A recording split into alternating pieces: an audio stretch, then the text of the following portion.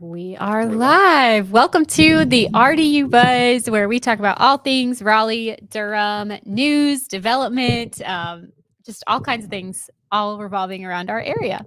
Yeah, we appreciate y'all joining us tonight. If you are joining, make sure to put in the comments where you are joining from. Is it loud? Is it too loud? You fixing it? I think so. But I hope y'all have had a good week so far. If you are a college basketball fan, I hope you enjoyed the games last week. There's some really good games. Duke was one of them, of course, naturally. Of course. So, Yeah. and there's some good games tonight. UNC plays tonight. Duke plays tomorrow night. Of course, one thing I don't like about college basketball is how, sorry, I feel really loud in my ears, how late the games are.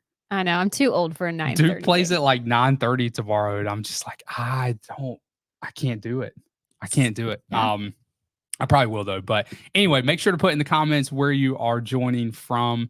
It just helps us as we put together content for these lives, and it's just interesting to see where folks are joining from. So. Yeah, for sure. We love to see how far away people are, and it's mostly just really fun to see where people are listening from near and far. So we love to see it all. I feel like every week we have people from so many different areas, so many different countries and cities and states. So it's just really fun. So please do let us know where you're tuning in from tonight. Yeah. So tonight is a topic that I've been thinking about covering for a while. So essentially looking at Austin, Texas, their housing market compared to our housing market, what's happening in Austin, what's happening here. You see a lot of parallels between our two cities, not necessarily in the housing sector, and we'll get into that, but just in the growth of the cities, especially in the pandemic times, like where people were flooding to Austin, people were flooding here. You always heard Raleigh compared to Austin, Texas. I've heard that from a lot of people. We've only spent like an hour in Austin. Like one time we kind of just drove through it, going between Waco, Texas and San Antonio. So we stopped there for a little bit, but like we didn't stay overnight. So we didn't really like get to experience it fully, but we've definitely heard from a lot of people that it has a very similar vibe, and I think has for a really long time, like even before the pandemic. And there's been a lot of, I think they had a big tech boom out there, kind of similar to our area. So I think honestly a bigger tech boom than we did. Yeah, for sure. Because they had Apple before. Apple's still not. I mean, they're here, but not like the full campus yet. So they've had Apple for, I forget which year that was. Time. Facebook has a massive presence. Well, Meta now has a massive presence there. Tesla has a massive presence there. I think Oracle has a massive presence there. And so, their tech scene is far greater, I think, than our tech scene. Yeah. Maybe at least with like that type of thing. Like, whereas here, I mean, we've always had a lot more of like RTP has been here for a long time, a lot more on like the STEM, like pharmaceutical kind of side, maybe engineering and stuff like that. But, we're seeing more of the techie tech stuff come our way, like what you think of with like Apple or Google and stuff like that coming more this direction. So, exactly. Yeah. So definitely some similarities there. Yeah. And before we get into some specific day, it looks like we got Crystal joining from Southport. Thanks for joining. Yeah. We love Southport. Yeah, Southport. So cool it's out beautiful. there. Yeah, it's a great area. And we got Next Level joining from Raleigh. Thanks for tuning joining in again. Yeah. So, if you follow Austin's housing market, which none of you probably do, unless you live in Austin, there's really no point in following Austin's housing market. Right. But Austin has seen an 11% decline from their peak in 2022 to now. So an 11% decline in home prices. In home prices, which is quite substantial. That's a good number over 2 years. They were actually BAM, which is a real estate media company, put out a list. I'm sure it was curated from somewhere. I just saw a screenshot of it on Instagram today, but it was areas that are seeing the most appreciation and areas that are seeing the least appreciation and the most decline in prices. Austin topped that list year over year from 2020 2023, first quarter 2023 to first quarter 2024, Austin saw an 8% decrease in prices. So obviously, there's a substantial decrease in what Austin is experiencing, and so the question is Raleigh heading in that direction? Because if you look at similarities between Austin and Raleigh, they are there. We experienced a big boom. We have a decent tech scene here. We have a lot of housing that's being built up through the area.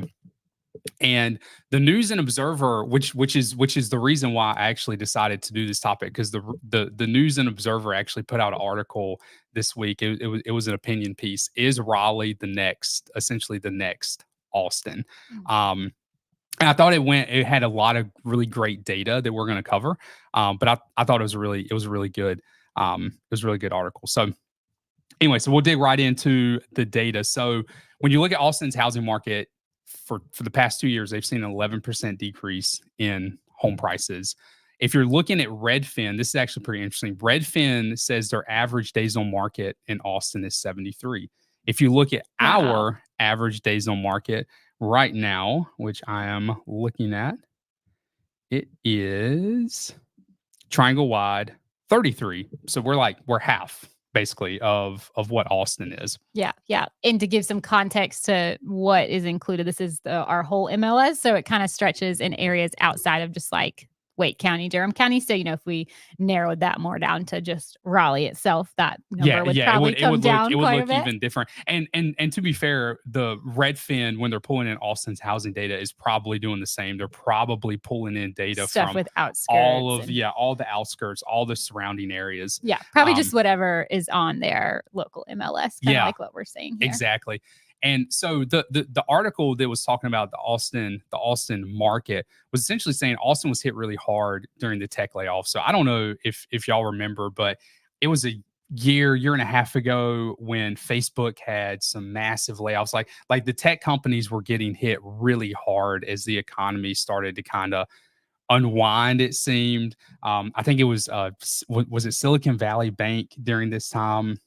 I think that was the name of it. Yeah. And so it was during that time, and Austin's economy got hit really hard. Prior to that, they had been seeing about 6% growth year over year in their economy. The national average during that time was 1.7%. That's crazy. Raleigh was growing at 3.7%. So Raleigh was growing half the speed of Austin. So it's just like not sustainable. Yeah, not sustainable growth. Exactly. Not sustainable growth. And an enormous number of people were moving in to Austin during this time, especially during the pandemic time. When you look at Austin now, Redfin actually did a report last year. I'll pull it up here. But it was the first time when Redfin did a survey, and more people were looking to move out of Austin than to move into Austin. And so you had a whole lot of factors there. You had builders, almost overbuilding, it seemed. You had an economy that got hit really hard with tech layoffs. And then you have a migration, I guess, movement that seems to be winding down and slowing down. And so Austin got hit with that. So the question then is, well, what about our area? Are we going to be hit with a similar thing? Because our area is pretty reliant on tech to a degree. Like economically, we've had a lot of businesses moving into our area for a long time, not just during the pandemic, but especially it feels like recently. So, is the same thing going to happen here? But I feel like there are a lot of differences between our areas as well, that might make us quite a bit different. Yeah, we didn't see the economic growth that Austin did. We weren't seeing 6% over a 5-year period that Austin was seeing. Our growth, I think, was more sustainable. It was closer to 3%. Our home prices here are less than Austin, and so that helps benefit that migration cycle where folks can still come here and they can still find affordable living, especially on the outskirts of the triangle. When you talk about places like Cary or Apex, or some of the Chapel Hill, some of the more expensive areas here. Obviously those prices far exceed what our area's average is, but you can still find affordable housing in our area. Yeah, for sure, compared to a lot of places around the world. Yeah. We have a few questions too, kind of regarding those things. Sorry, I'm gonna get back here. Yeah. Let's see. Sasan asked, have Apple and Google actually started their campuses in RTP, or is that sometime in the future? Yeah, those are good questions. So Apple secured land in RTP on the Wake County side. And I think they were like maybe kind of doing like some early movement, like they with filed the dirt. I know they filed permits. Yeah, that's the extent. Yeah, there's not been any like movement on the ground as far as like the building process. Now we have helped some clients out. Apple has moved some people here, but they're all working more like either from home or in like a satellite office. So not at they haven't launched like their full big campus here yet.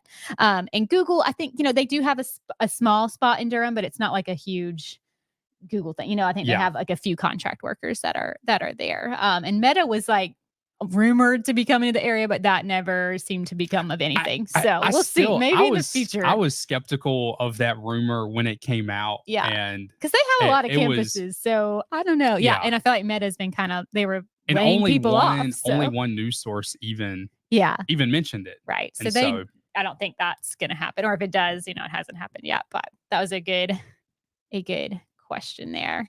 So thank you for saying that. And then we've got Rad Mac from New York. Hi. Awesome. Thanks for joining in. And let's see, Sarah from Mebane. Hi, Sarah. And Earl from Massachusetts. Thank you guys for joining in. Yeah. And we got a kudos to doing the podcast consistently every week. I appreciate that. Thank you so much. Yeah. We thank really you for being consistently here to watch it. Yeah. I mean, that's I can't believe anyone wants to listen to us talk. So but so when it comes to Raleigh and Austin, I mean, I think that there are enough differences between our markets. I truly don't think that the Raleigh area is overbuilding.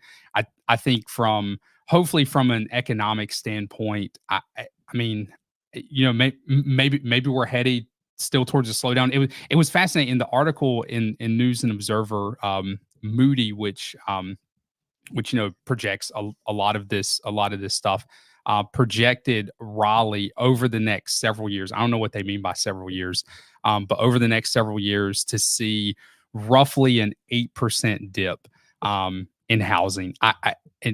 I don't know. I don't see that. Know. I have a hard time believing it. I think we'd have to have like a big economic shift and a lot less people migrating into our area. Because at the end of the day, if the supply is low, the demand is up and people are going to pay top dollar to have a roof over their head. So we'll see what happens. I mean, I think we'd have to have a lot more new build happening for home prices to really dip down. And you think about a place like Austin and just how many other cities there are in Texas that really compete for folks to move to. North Carolina, I mean, like we have Charlotte and we have this area, and I guess you could probably throw Wilmington in there as well. But there's not as much competition in our area when it comes to places where there's a lot of industry, where there's strong economic growth. And so a place like Austin, I think could suffer from the fact that folks have a lot of options in Texas when it comes to where you can Texas is a big state. Yeah, and when you look at migration trends, I mean, migration to Texas and Florida tops North Carolina, but when you think of both of those states, whether it's Texas or Florida, there's an enormous number of cities and options people have to go to that are economic centers in those states, whereas North Carolina really only has a handful of options. I think two main, and I mean, there's some industry obviously in Wilmington, but if you're really moving in for like business or tech and stuff like that, you're really kind of just looking at Charlotte and Raleigh for the most part. Of course, there's stuff spread out everywhere. But. Yeah, and And so, I mean, where I'm going with that is migration into Texas can be really good, but into Austin it doesn't have to be good because there's a lot of other places people can go to.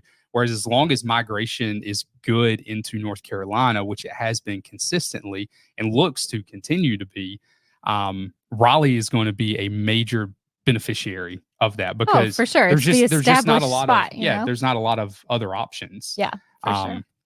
And I think in general we just have with the universities and the medical systems and the biotech scene. I don't feel like we're overly reliant on one particular industry when it comes to our economy. And it really doesn't matter what happens to the economy. There's always going to be need for healthcare. So that being such a large, and that's not our entire industry or anything in our area, but it's a big chunk of it. Or as people working at Duke, so having a layoff there is a little different than like a startup tech company failing. Like it's we have some startups and stuff in RTP, but like the biggest employer in our area is Duke. So. Yeah, but at the end of the day, I think the biggest thing is there's a lot of YouTube channels out there and a lot of people who preach this whole idea of the next housing market crash and this and that and it's really most of it's really just clickbait at the end of the day. Yeah, you got to have the clickbait.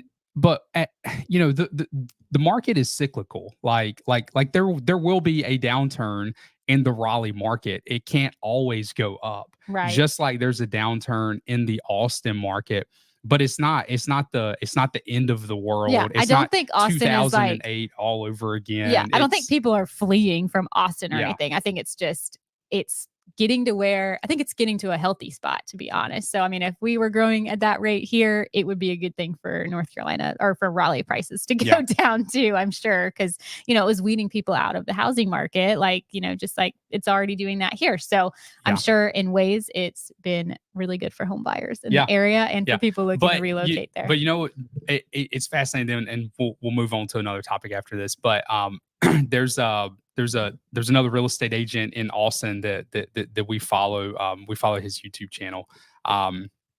Anyway, I was watching one of his videos on the Austin market as I was kind of preparing for this, and it was fascinating because he was talking about how some of his buyers are involved in multiple offer situations, and it just goes to show that like you can look at data, you can look at the numbers and they can tell you one story, right? But sometimes boots on the ground is completely different. So I would never see 74 days on market and assume that multiple offers are going. Just like I wouldn't look. I mean, here if it says 33 days, that's when in reality, like most of the inventory we're looking at is going within like a weekend. So, it's all relative, and you see things on paper, but you have these huge outliers that really pull in to make these averages as high as they are. And so, I mean, it is interesting to see because like everybody talks about the Austin, when you're in the real estate industry, like the Austin downturn. And so it makes it sound like it's a terrible real estate market. And in reality, I don't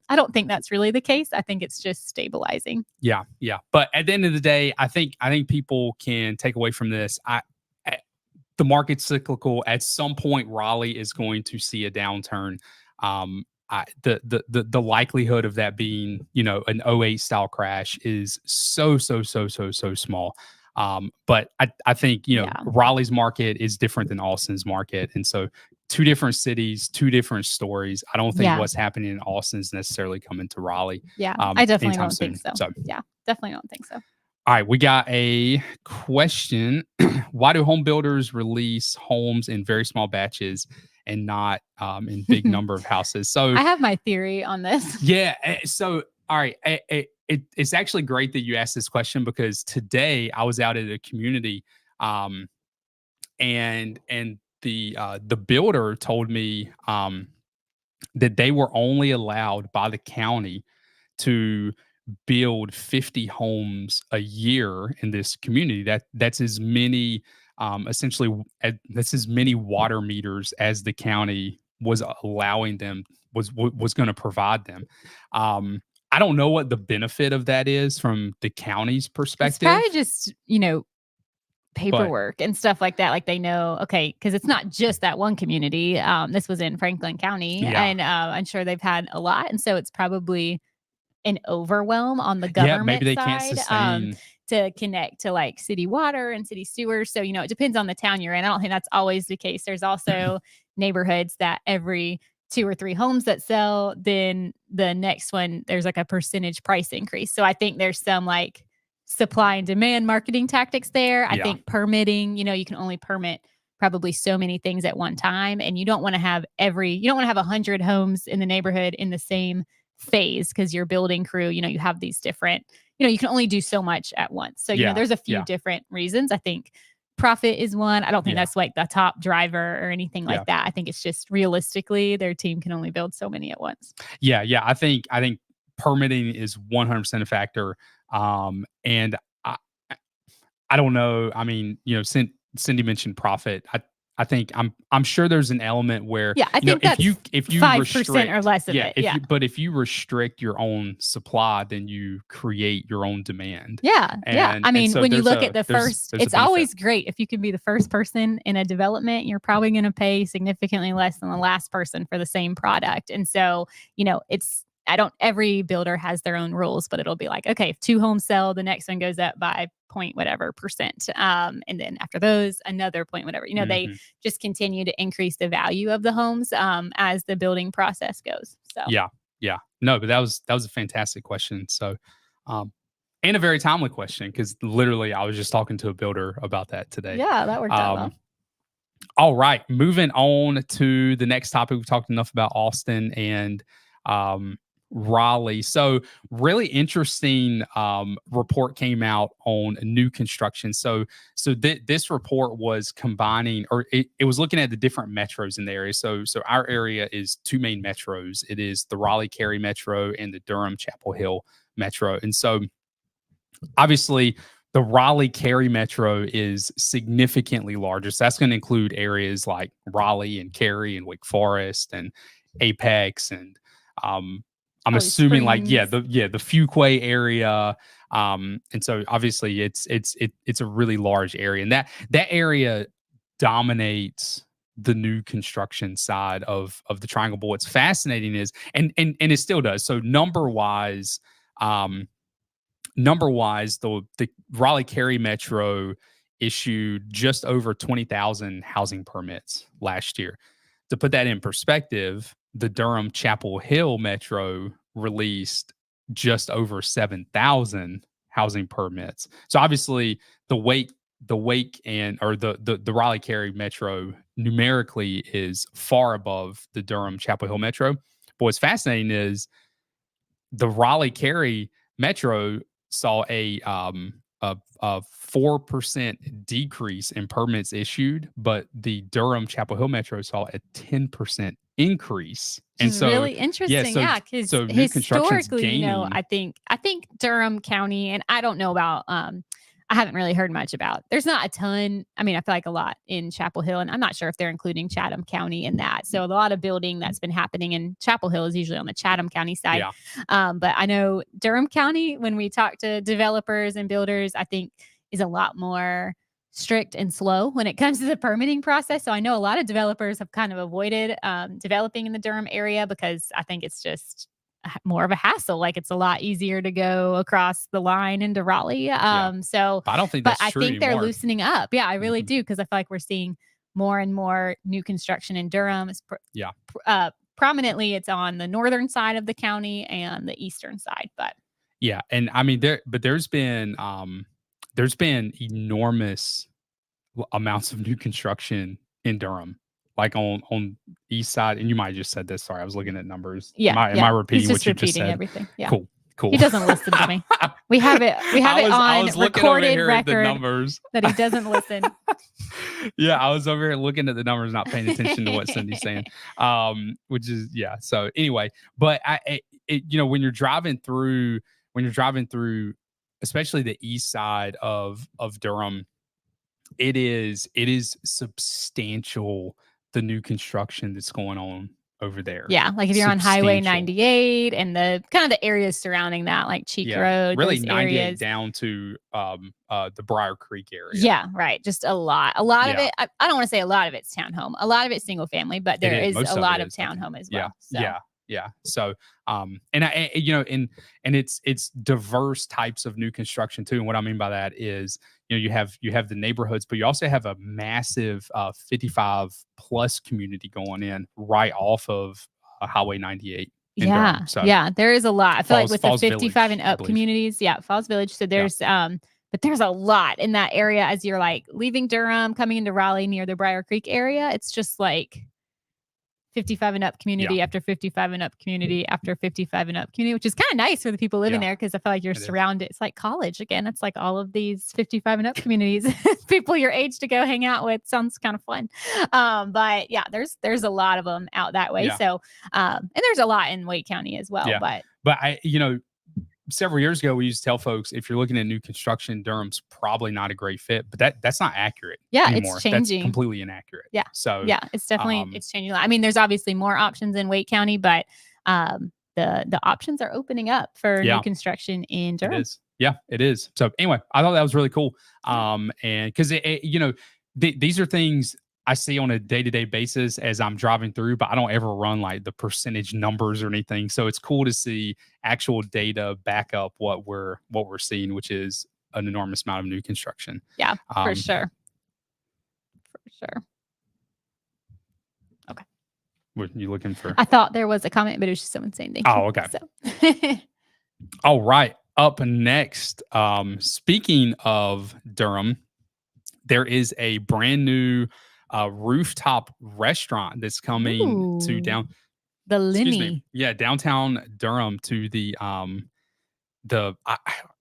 555 Mangum. I think that's like I've driven. I want to say it's like an apartment complex or something, or a commercial space that's right by. Space. Okay, there's right next to the ballpark, the Durham Bulls ballpark. Yeah, there is an apartment complex right beside it. Okay. But yeah, so that is opening. I don't know if it says in the article when it's opening, but that's going to be a really sweet spot because I mean, you'll be able to watch the ball games from the spot, which will be really, really cool. Yeah, this building's a pretty tall. I mean, it's not like crazy tall. Like, I mean, if you're from New York City, you'd be laughing. But it's tall enough to see have a pretty good, a good bird's eye view of what's going on, which will be fun. Yeah, and I don't know. I mean, I can't think of that many rooftop dining places. Yeah, I mean, in Durham, you've got the Durham Hotel as a rooftop, and then you've got that's true. Oh, it's right beside it, and I can't think of the name of it right now. Unscripted, which is rooftop, but those are more bars. They're not really. I mean, they have a little bit of food, but they're not really like restaurants. I was gonna try to show a picture. Yeah. I'll share it here.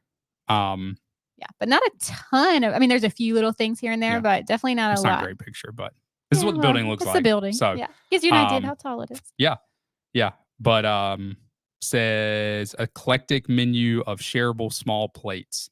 So that's kind of that almost sounds like a bar to me though. Yeah. Well, I think that's more like tapas. So I mean, it's casual. You're meant to hang out for a while and like meet up with friends and stuff there. So it's probably not like, go and have a super fast experience. Yeah. It's more like hanging out. There's also I don't know if I'd call this rooftop, but it's the restaurant that actually overlooks the Bulls, the Triangle Sports Cafe. Tobacco Road Sports Cafe. Yeah, it's high up. It's got a patio, and it sits above the Durham Bulls, but it's not on the roof. But that's one of my favorite spots in the summer to go.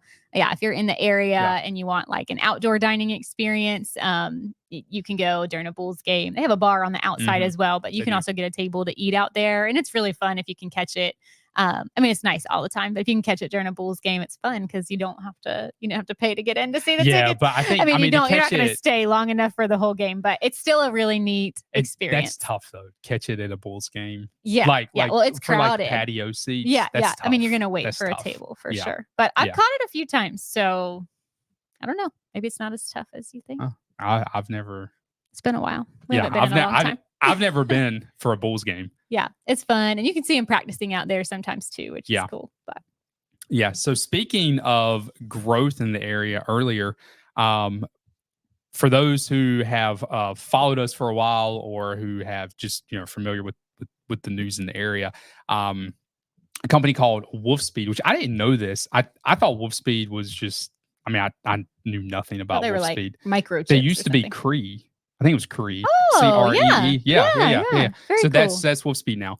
But they're building a $5 billion plant in Chatham County where they're going to produce semiconductors. And it was a really big deal. And I mean, it still is a big deal. But they're going to be hiring 1,800 people to work at this particular place. So if you need a job, check out Wolfspeed. Yeah, seriously. For real. And but this article is I mean, they literally just started building and they're already starting the hiring process because obviously, I mean, 1,800 people is a lot of people to hire. That's a lot of manpower. And so they've already started the hiring process. But when you think of areas, I know, we just talked about the Durham, Chapel Hill Metro, and I would actually be curious. I don't know where Chatham County fits. Yeah, it kind of feels like its own little thing, but I would probably say I don't know which Durham, metro Chapel Hill, because Chapel Hill is part of Chatham County includes part of Chapel Hill. So I'm gonna say it's that metro instead. But on the other side of Pittsboro is Apex, so it definitely is hugging that border. I feel like either one could try to claim it. I have to do some research on that because I don't know which one it fits or maybe it's just its own little bubble. But if you're talking about growth, Chatham County is wild. Chatham so much. That's where the new Disney neighborhood is going to be. There's a ton of like luxury new construction out there. So it's going to be really interesting to see this area change over the next decade. Yeah. Decade, 2 decades, Chatham County is going to look just completely different. Totally different. Which there is an aspect of it's nice to see growth, but I know so. It's sad for like people who have been there for a long time because it definitely had a charming rural feel to it, and it still does. Yeah, and it still does right now. But obviously, as people that own farms and stuff move on into retirement and stuff, there might not be anyone to take it over, and it might just be sold for more residential space. So, I feel like the landscape is going to change a bit out there. Hopefully not totally. I mean, Hillsboro still has kind of a feel like that. It doesn't have Wolfspeed or anything like that in it, but it will be interesting to see for sure. Yeah, absolutely. All right, moving on to the last one. I just saw this. I mean, this is just a crazy statistic. So, during the very first, I know we talked about sports betting being legal in North Carolina, but during the first week of sports betting, $198 million were bet. That's a lot in North Carolina, just in North Carolina. Much money. 142 million were won. So I'm not good at math, but that's like a $50 million difference. Yeah. So some people lost some money. Yeah. $50 million worth of money. As one will do in betting, right? Yeah. Like you're not going to see the numbers flop the other way. It doesn't work like that. Yeah. But the article was titled North Carolina sports betting on pace to hit 600 million in the first month, which is crazy. Yeah. That's crazy. Yeah. But I mean, it is March Madness. Yeah, it came out at a perfect time, timing to especially come out. for North Carolinians when like college basketball is a big deal. College basketball reigns supreme here, and so it came out at the right time. Yeah, for sure. Yeah, and Sasan asked if there's advantages of buying a new construction with an agent versus an on-site builder. Obviously, we're biased because we're real estate agents, so I hope you don't take it this way. But a on-site builder rep represents the builder, not you. So that's going to be the biggest difference. Their job is to net the most money for the builder. So it's always better to have representation on your side to help you through the process. So our bet is it's going to be better for you to have representation in any deal to help you get across that finish line, help you negotiate repairs that need to be made. Every new construction house we've helped people with has still needed repairs after the home inspection. And it's very easy to get those kind of things taken care of as long as you have the right people in place to help you figure out how to get it done. Yeah. Can't add anything to that. Yeah. We've got another comment. New construction in Raleigh area is ugly. Oh man. Throwing knives. Yeah. I mean, it depends on where you're going. Yeah. There's a lot of new construction I passed, and I think it looks boring and just like I think it depends on the area, depends on the neighborhood, the builder. Yeah. You can find cookie cutter new construction here, and you can find really nice new construction, which also tends to be more expensive. Yeah. So. Yeah. If you're on a budget, sometimes that new construction is not as unique and beautiful and doesn't have all the character. You know, it's going to be pretty basic, but you know, but it's still a home with a roof, and everybody needs a home. So you can make it beautiful on the inside. But as far as what's on the outside, definitely the prettiest houses are typically the most expensive. That's life though, right? Same with clothing and cars and all of that. So exactly. Cool. Well, that is all I've got tonight. We got someone. Caught you live from Belfast, Ireland. Cool. Ireland, very Ireland. cool. Ireland. We do know what Ireland is around here. That is really cool. It's been a long day. Awesome. Very cool. One of our good friends who sang in our wedding is, well, she's from Northern Ireland, which I know is technically a different country, I believe, but very cool. That's going to be awesome. You're going to love it here in North Carolina. Yeah. That's really cool. That's really cool. Thanks for tuning in. So I think you win the award tonight for furthest away. Yeah. We'll see if you're watching this replay later and you think you're further or closer. We love to still hear where you're coming from. But if you think you might be further than Belfast, definitely shoot it in the comments so we can figure it out next week. Yeah. Awesome. But thanks y'all for tuning in, and we will see y'all next Thursday. Bye, y'all. Bye, guys.